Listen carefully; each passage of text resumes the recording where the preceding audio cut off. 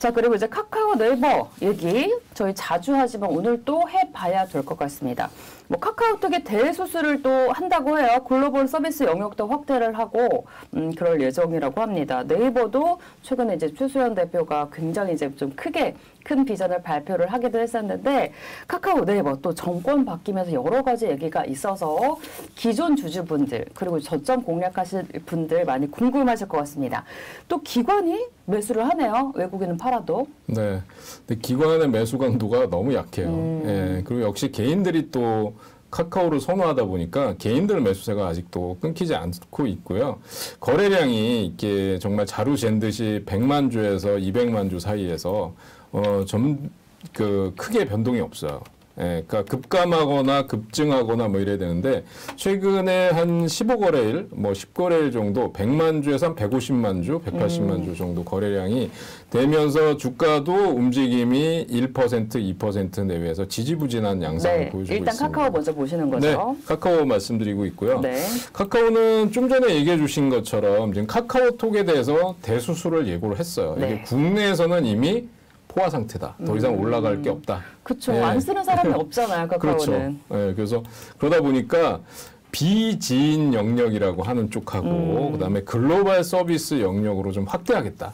그러니까 보니까 그 외국의 교포들도 다 카카오 써요. 국내에 맞아요. 그 아마 뭐 지인들이나 가족들 또는 친지들하고 연락할 때 다 카카오로 써요. 카카오하고 네. 보이스톡하고 네. 하죠. 그래서 국제전화 회사들 다 망한 것 같고요. 그쵸. 예, 그래서 지금 보면은 이 카카오는 수많은 그러니까 지금 전에도 계속 말씀드렸지만 수많은 그 캐시카우들이 있음에도 불구하고 주가의 흐름이 왜 그러냐 하는 거 보니까 사업 영역 조정을 해야 되고요.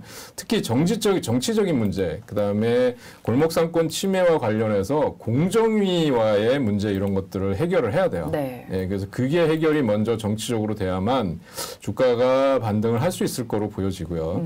그다음에 새로운 사업 영역을 찾아서 국내가 아닌 외국 진출을 하는 거는 저는 바람직하다고 생각됩니다. 지금 네. 국내 시장 과포화 상태, 그다음에 상권 침해 이런 얘기들, 그다음에 독과점 이런 얘기들이 계속 지적이 되고 있기 때문에 새로운 지금 캐시카우를 찾아서 가는 거는 좋다고 생각이 되는데 제가 여러 번 실적 전망을 보여드렸어요. 그런데 지금 1분기 같은 경우에 보면 매출이 줄어들어요. 1조 7,800억에서 1조 6,500억. 근데 매출이 늘어나야 파이가 커지는 건데 영업이익은 뭐 1,066억에서 1,560억 정도로 이제 50% 늘어납니다. 그러니까 이거는 매출은 안 늘어나는데 영업이익이 늘어난다는 거는 효율적으로 운영을 한다는 얘기인데요. 비용을 줄인다든지 뭐 이런 쪽으로. 그래서 매출이 늘어나야 된다. 그래서 새로운 사업 영역 쪽에 신사업들을 개척을 해야 된다는 거고요. 그래서 그 정리를 해야 되는 게 가장 큰 문제인데 지금 현재 상승이 나오다가 다시 주저앉았습니다. 네. 주봉을 보면. 그러면 지금 여기서 일봉으로 보면 여기를 바닥을 다지고 있는데 새로운 정부가 출범하면서 이제 본격적으로 주주 친화 정책, 새로운 사업 영역 발표, 그다음에 기존의 사업 영역을 이제 조정하는 문제 이런 것들이 본격적으로 나와줘야지만 반등에 성공을 할 걸로 보여지고요. 지금 구간에서 88,000원, 85,000원에서 90,000원 사이 이 사이는 정말 저점인 것 같아요. 그래서 이제 95,000원 정도로 올라와야 본격적인 상승이 나올 걸로 보여지고요.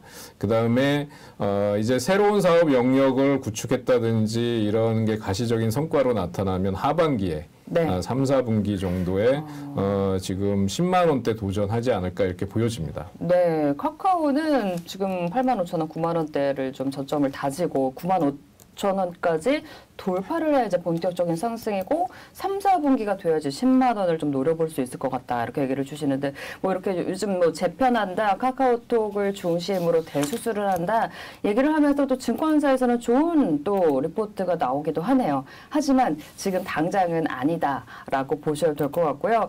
반면에 조금 네이버는 둘 중에 비교하면 조금 더 낫다라는 얘기 늘 해주셨었잖아요. 네. 지금도 여전히 그 관점은 유효할까요? 지금 보면 저는 이제 유튜브 같은데 좀 봤더니 몇몇 이제 애널이라고 하는 분들이 정말 바닥에 왔다. 지금 네이버가. 눈 감고 잡아도 된다. 뭐 이런 얘기. 삼중 바닥 얘기해 주셨잖아요. 네, 삼중 바닥 얘기했는데 지금 근데 제가 보는 그 차트상의 그런 것들이 지금 안 통하는 것 같아요. 옛날에는 삼중 바닥 그러면 눈 감고 산다 그랬거든요. 근데 지금은 지금은 삼중 바닥이어도 사면 안 되는? 삼중 바닥이라도 깨고 내려갔잖아요. 이걸 보면 이게 하나, 둘, 셋, 삼중 바닥인데 이걸 깨고 내려갔어요.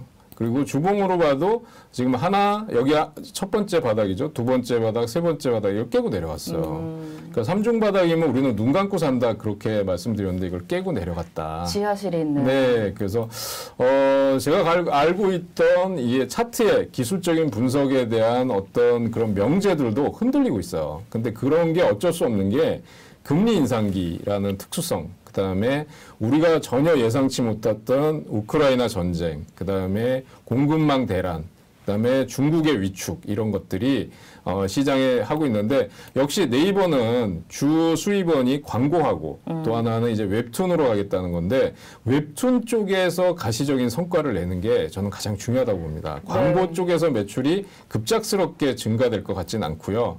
그래서 웹툰이라고 하는 새로운 영역에서 가시적인 성과를 내는 게 하반기 실적 전망이 좋아지는 원인이 될 거다 이렇게 생각이 되고 한 가지 보면 이제 1분기에는 매출도 줄어들고 영업이익도 줄어들어요. 예, 그런 걸로 봐서는 이제 새로운 사업 영역을 개척해야 되는 거 이게 가장 중요하다. 그래서 올해 전망은 8조 3천억 매출, 영업이익은 1조 5천억 정도로 예상이 되는데 작년보다는 물론 개선이 된 수치죠. 근데 사실 가시적인 성과를 내야 된다. 그래서 광고 시장은 크게 증가하지 않을 걸로 판단을 한다면 웹툰이라든지 새로운 사업 영역에서 새로운 먹거리를 찾아서 거기서 가시적인 성과가 3분기나 또는 4분기 정도에 나와줘야만 하반기에 반등을 기대할 수 있다. 이렇게 생각이 됩니다.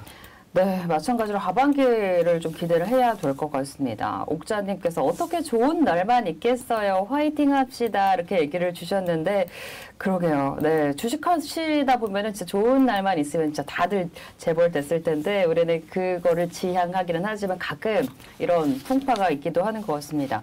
차트가 안 먹힌다고 얘기를 주셨어요. 진짜 시장 영향이 크다는 거 여러분들도 아실 거고요. 문자님께서 바닥도 너무 많이 두드리면 깨진다고. 갑자기 그거 생각나네. 홈쇼핑에서 안 깨져요, 안 깨져요, 안 깨져요. 확 깨지는 거. 갑자기 그 생각이 났어요. 네이버도 카카오도 연말까지는 조금 기다리셔야 될 것 같습니다. 빨라도 3분기까지는 조금 기다리셔야 주가가 좀 빛을 발할 것 같아요.